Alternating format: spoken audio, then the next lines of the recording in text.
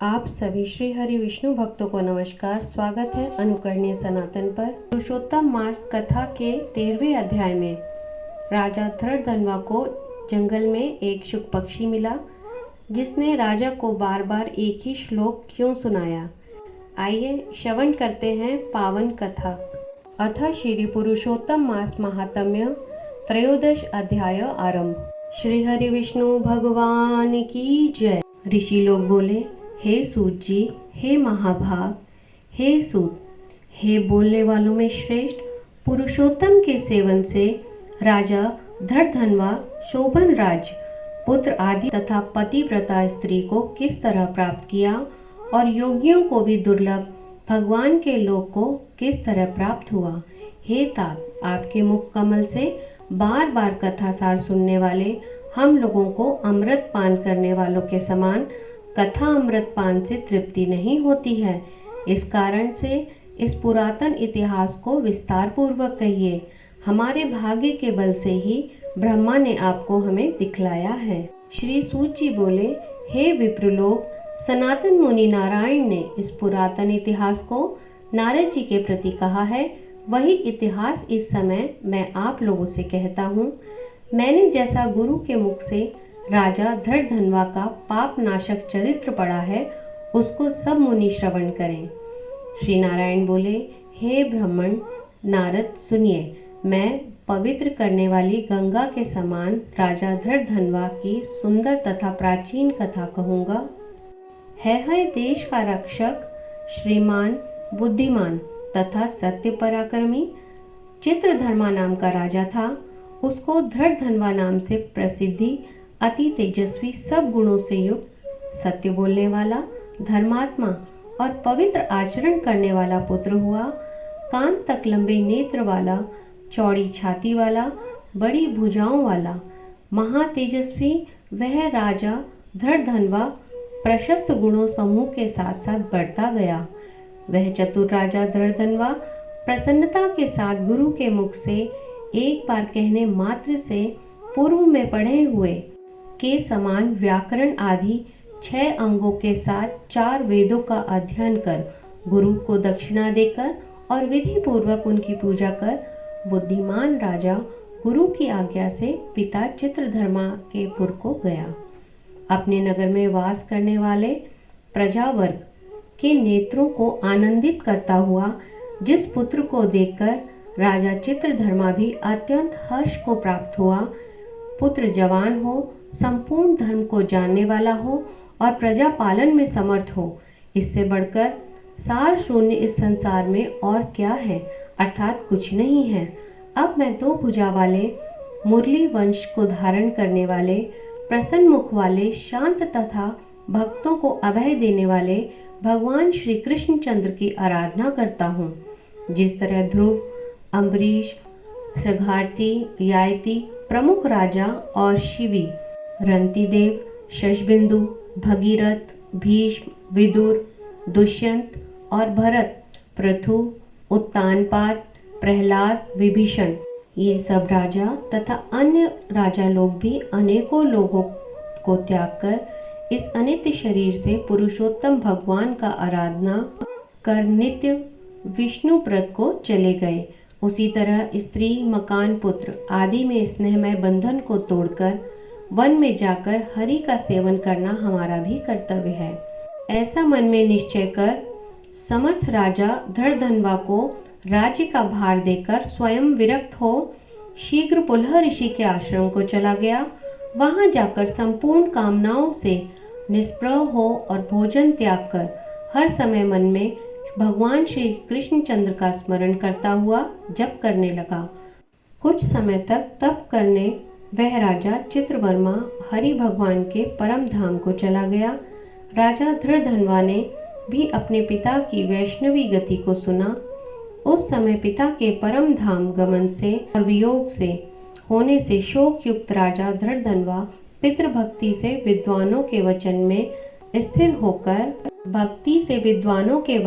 स्थिर होकर पारलौकिक क्रिया को करने लगा। नीति शास्त्र में विशारद राजा धृतधन्वा अत्यंत शोभित, पवित्र, पुष्करावर्तक नगर में राज्य करने लगा। अच्छे स्वभाव वाली विदर्भ राज की कन्या उसकी स्त्री गुण सुंदरी नाम की थी। पृथ्वी पर रूप में उसके समान दूसरी और कोई स्त्री नहीं थी।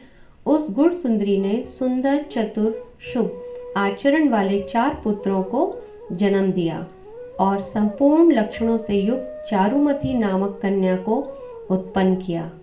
चित्रवाक, चित्रवाह, मणिमान और चित्रकुंडल नाम वाले वे सब बड़े मानी शूर अपने अपने नाम से पृथक विख्यात होने लगे।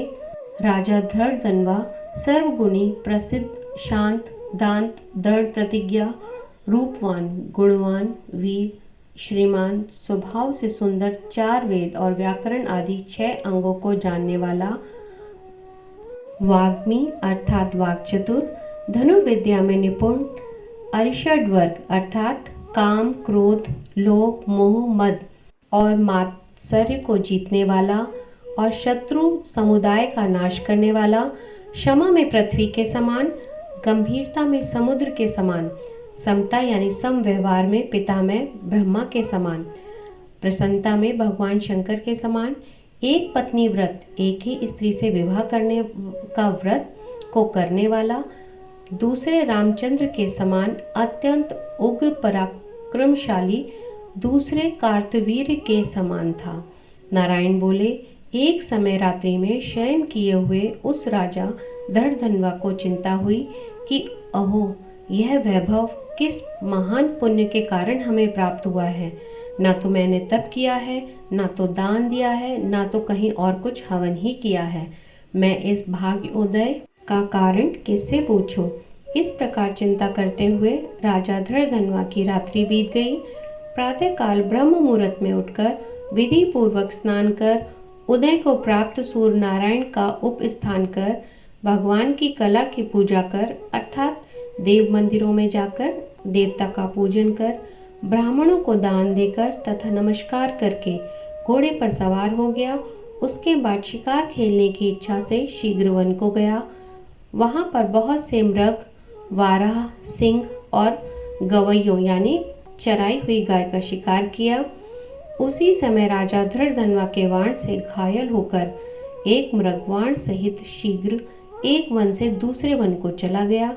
रुधिर गिरे हुए मार्ग से राजा भी मृग के पीछे चला गया, परंतु मृग कहीं झाड़ी में छिप गया और राजा उस वन में उसे खोजता ही रह गया। पिपासा अर्थात प्यास से व्याकुल उस राजा ने समुद्र के समान एक तालाब को देखा। वहां जल्दी से जाकर और पानी पीकर किनारे पर चला आया। वहां घनी छाया वाले एक विशाल वट वृक्ष को देखा। उस वृक्ष की जटा में घोड़े को बांधकर राजा वहीं बैठ गया। उसी समय वहां पर कोई एक परम सुंदर सुग्गा अर्थात शुक पक्षी राजा को मोहित करने वाली तुलना रहित मनुष्यवाणी को बोलता हुआ आया।